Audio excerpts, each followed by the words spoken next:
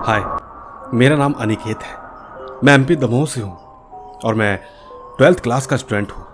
मैं दिखने में काफ़ी हैंडसम था। मैंने 11th क्लास में अपने स्कूल को छोड़कर दूसरे स्कूल को ज्वाइन कर लिया था। यकीन कीजिएगा, मेरे स्कूल ज्वाइन करते ही मुझे पहले दिन ही एक लड़की पसंद आ गई।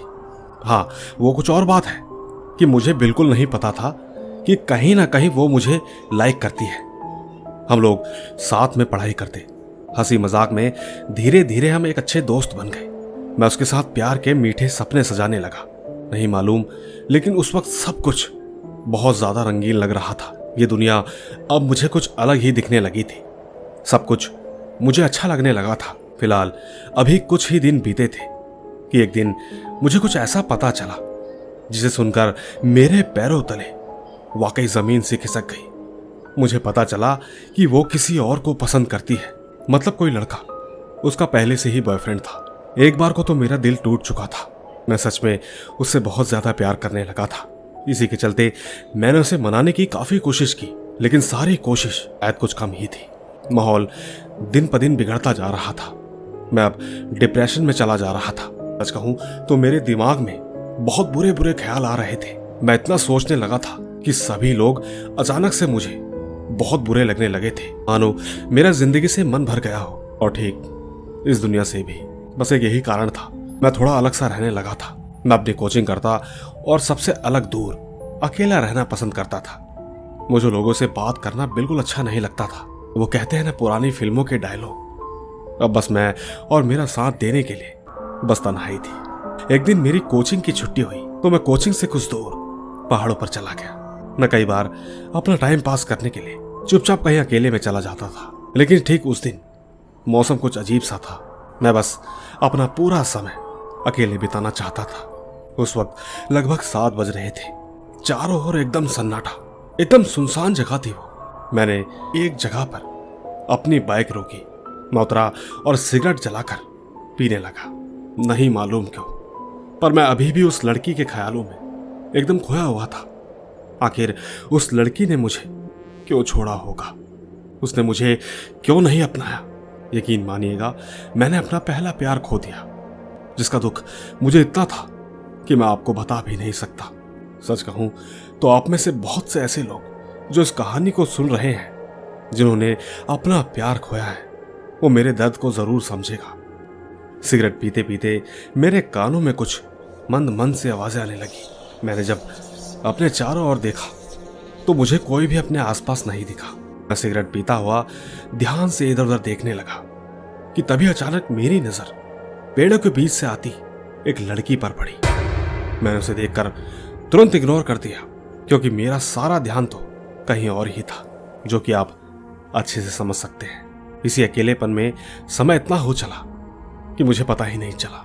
जब मैंने अपनी नजरें दोबारा घुमाई तो पता चला कि वो लड़की तो मेरे ही तरफ आ रही थी। मैं कुछ करता सोचता, इसी कश्मकश में अचानक वो मेरे सामने थी। मैं बस चुपचाप आगे की तरफ देख रहा था कि अचानक उसने मुझसे कहा, सुनिए। जी हाँ, बोलिए। तो मैंने बस इतना ही कहा था कि अचानक मुझे अपने चारों तरफ बहुत ज्यादा ठंड महसूस होने लगी।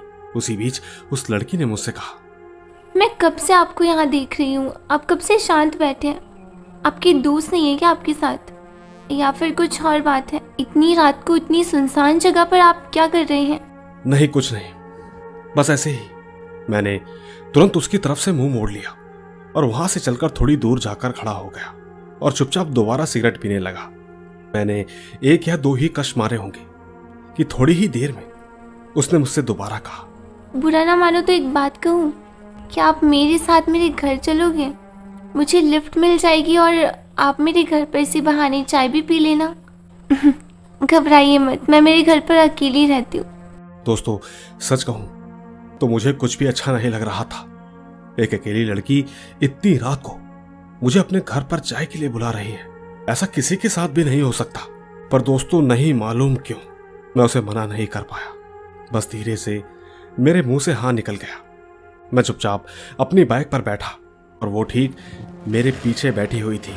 हालांकि दिखने में वो काफी खूबसूरत थी, लेकिन मैं किसी और उलझन में था।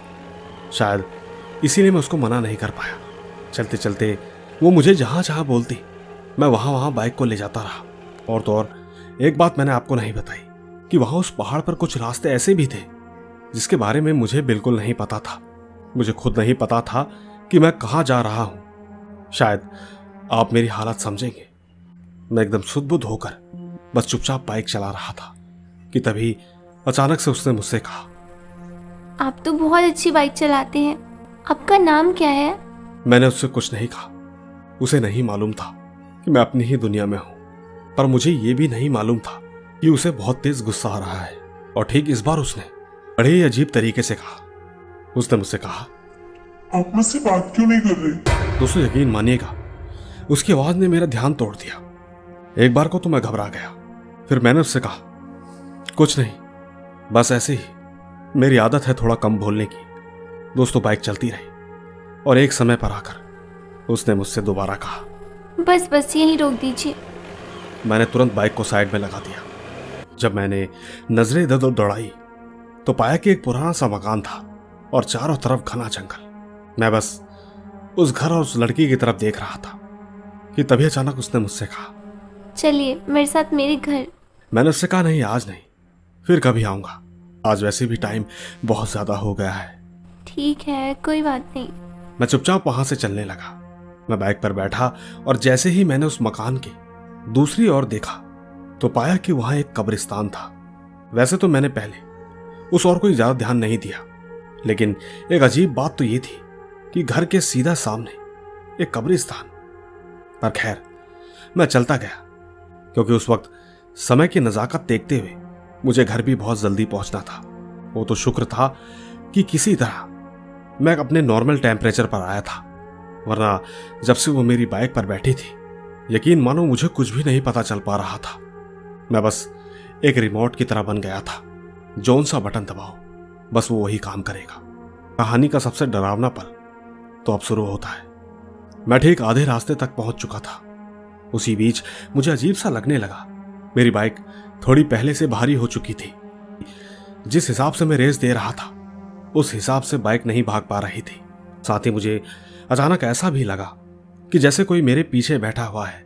चलते चलते मैंने जैसे ही पीछे की तरफ देखा तो यकीन मानिए मेरे होश उड़ गए। सच कहूं तो आपको भी यकीन नहीं आएगा, क्योंकि मैंने देखा कि मेरी बाइक के पीछे वाली सीट पर ठीक वही लड़की बैठी थी जिसे मैंने अभी अभी कुछ ही देर पहले उसे उसके घर पर छोड़ा था। यकीन कीजिए उस वक्त मेरे पैरों तले जमीन खिसक गई। दोस्तों मैं इतना डर गया कि मैंने उससे कांपते हुए पूछा, मैंने उससे कहा, आप अभी तो घर गई थी, अब यहां कैसे आ गई? अब मैं तुम्हारे साथ ही रहूंगी हमेशा। मैं तुम्हें अपने साथ लेकर जाऊंगी। तुम्हारे और मेरे बीच में अब कोई नहीं आ सकता। दोस्तों आप यकीन नहीं मानोगे, इतना बोलते ही वो हवा के झोंके के साथ पलक झपकते ही वहां से गायब हो गई। मैं जैसा का तैसा ही बैठा रहा। ऐसा लगा मानो कि जैसे मेरे दिमाग ने काम करना बंद कर दिया था। उस वक्त तकरीबन 2 या 3 मिनट तक मैं जैसे का तैसा ही बैठा रहा। फिर अचानक एक अजीब सा हवा का झोंका आया और मैंने हिम्मत करी। मैं अपनी जान बचाने के लिए अपनी बाइक को बहुत तेजी से चलाने लगा। कहीं ना कहीं वो तो भगवान की कृपा थी कि मैं अपने घर के नजदीक तक आ गया था। शुक्र था जैसे तैसे मैं घर पहुंच गया। दोस्तों अच्छा होता ये कहानी यहीं पर खत्म हो जाती, मगर ऐसा लगता है मानो ये खत्म होने का नाम नहीं लेती, क्योंकि सब कुछ हो जाने के बाद अब तो वो मुझे रोज रात को मेरे सपनों में दिखाई देने लगी है। उसकी आवाज मेरे कानों पर बड़ी अजीब पड़ती है। वो मुझसे हमेशा एक ही बात कहती है, अब मैं तुम्हारे साथ ही हमेशा। मैं तुम्हें अपने साथ लेकर जाऊंगी। तुम्हारे और मेरे बीच में अब कोई नहीं आ सकता। बस मैं हर रोज यही सपना देखते देखते डर के मारे नींद से जाग जाता हूँ। ये सिलसिला भी तकरीबन 1 हफ्ते तक चलता रहा और अब मैं धीरे धीरे अब हद से ज्यादा डरने लगा था। मैं इतना परेशान हो गया था कि जब भी मैं अंधेरे में होता तो अक्सर मुझे किसी लड़की की पायल की आवाज आती। सोते हुए लगता कि कोई मेरे ऊपर लटक कर छत से मुझे देख रहा है। आखिरकार मैंने इन सब चीजों से तंग आकर अपने घर वालों को ये पूरी बात बता दी। मेरी बात सुनने के बाद मेरे घर वालों ने मुझे बहुत डांटा उन्होंने मुझसे कहा कि मैंने ये बात पहले क्यों नहीं बताई। घर वालों का गुस्सा जायज था, गलती मेरी ही थी। मुझे उन्हें पहले ही बता देना चाहिए था। पर खैर, घर वालों ने एक ओझा को बुलाया। ओझा ने मुझे देखते ही मुझसे कहा, तुम्हारे साथ वो बहुत दिनों से तुझे पसंद करने लगी है और हो ना हो वो तुझे अपने साथ ले जाना चाहती है। बहुत अच्छा हुआ कि तुम समय रहते यहाँ पर आ गए। पर कोई बात नहीं, ये लो, इसे तुम हमेशा सोते जागते अपने साथ रखना। धीरे धीरे सब कुछ ठीक हो जाएगा। दोस्तों, ओझा ने जो कुछ भी कहा मैंने ठीक वैसा ही किया। और यकीन मानिए, अब इस घटना को पूरा 1 साल हो चुका है। मैं नहीं जानता कि वो आत्मा किसकी थी और मुझे ये भी बिल्कुल नहीं मालूम कि उसे मेरे साथ ही प्यार क्यों हुआ। पर एक बात ये भी थी कि वो मुझे मारना क्यों चाहती थी और ठीक अचानक वो कहाँ गुम गई। दोस्तों, ये सारी बातें एक तरफ है, पर सच तो ये है कि मुझे आज भी उसके होने का एहसास होता है। भले ही अब मुझे उससे कोई डर नहीं लगता और ना ही वो मुझे किसी भी प्रकार का नुकसान पहुंचाती है, मगर जो डर मैं अपने सामने देखता हूं, मुझे अब उससे कोई फर्क नहीं पड़ता। नहीं मालूम कब मेरी जिंदगी एकदम नॉर्मल होगी। बाकी मैं आप सबसे यही कहना चाहता हूं कि कभी भी किसी पर भी इतना भरोसा मत कीजिएगा कि आपके दिन रात ही बता जाए।